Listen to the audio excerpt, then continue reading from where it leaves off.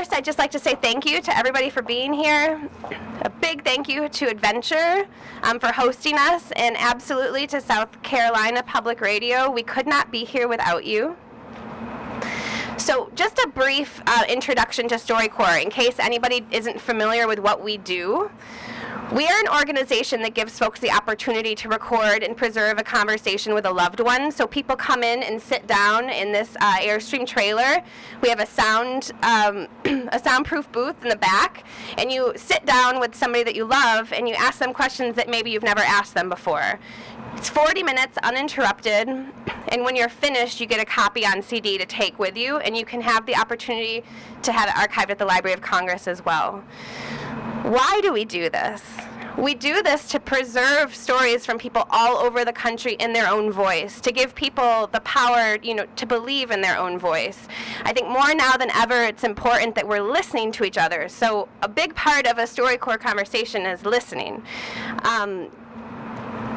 Anyway, I don't want to talk too long. We're going to be brief here, but how to make an appointment is very important. Tomorrow morning at 10 a.m., we'll be releasing the second half of our appointments. So you can kind of imagine it like concert tickets are going on sale, and you need to be online at 10 a.m. when that happens.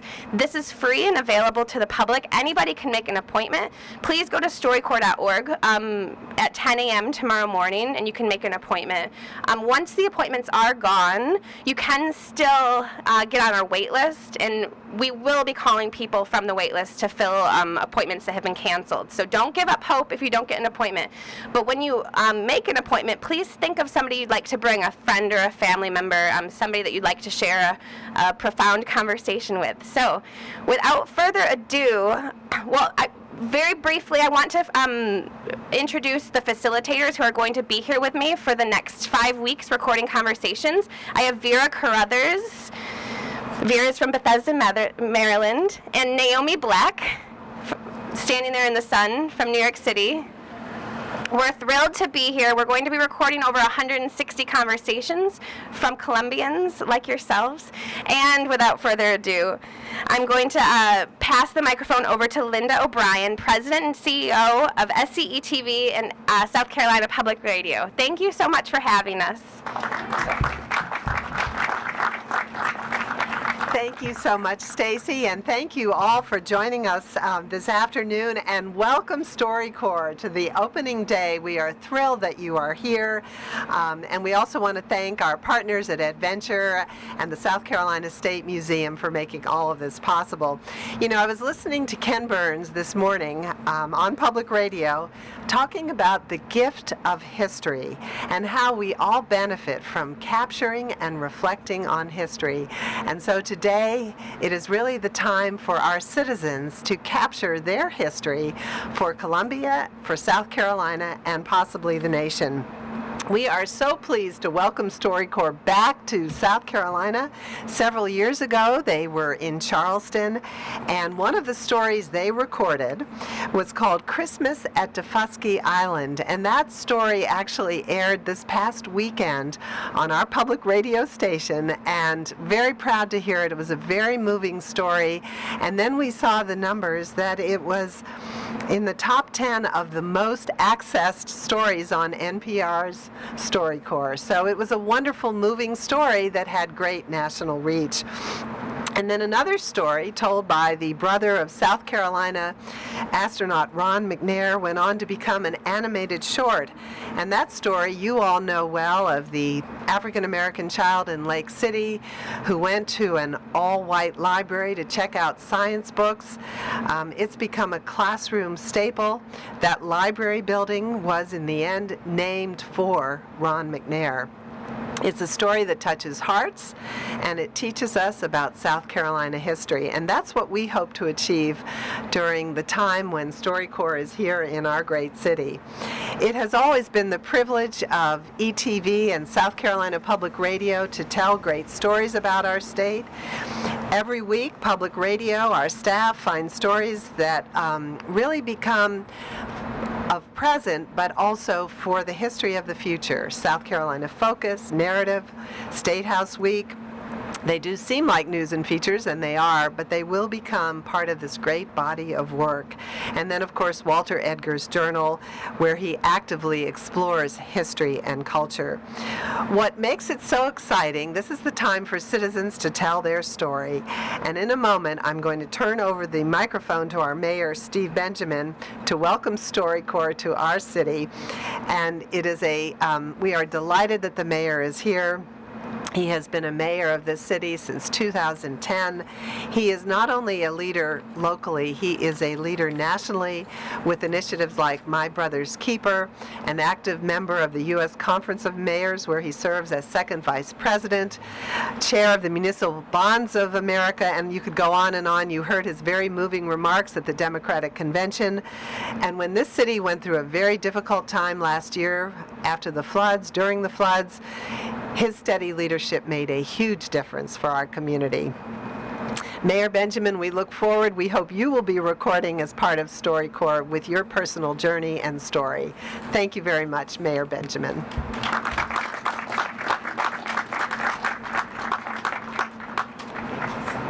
Thank you.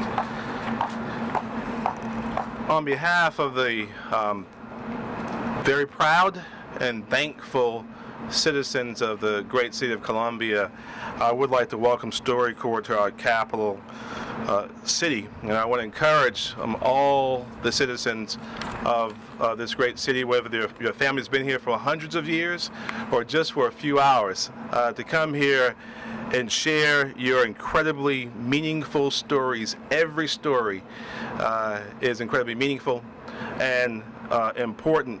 And obviously some stories will never be told again once we leave God's green earth.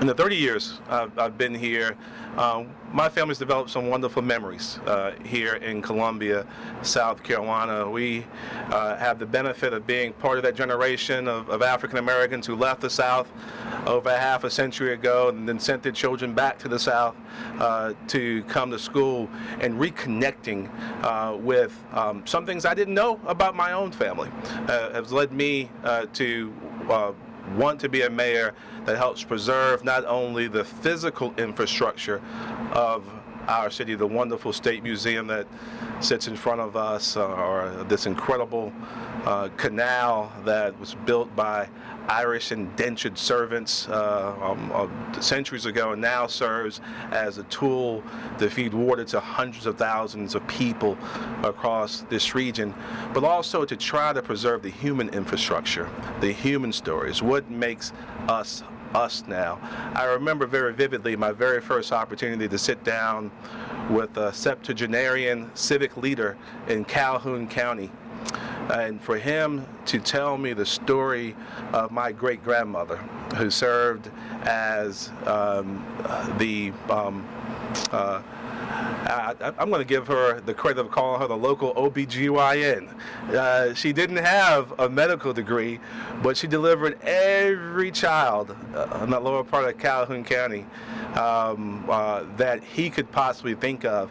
In understanding the impact that my family has, the forgotten stories of so many people from that time in that part of the state, and the folks who've gone on to do great things because of her gift of midwifery. We all have stories to tell, and I'm thankful to have an opportunity to serve as the mayor of this city through a great time of incredible growth, in which we're all coming together to try to turn us into the most talented, educated, and entrepreneurial city in America. We can only do that if we have a very direct and physical connection to our past. It helps us chart our future in a much more thoughtful and effective and creative and unified way. So I want to welcome each and every one of you to participate in this incredible opportunity that StoryCorps has presented to us.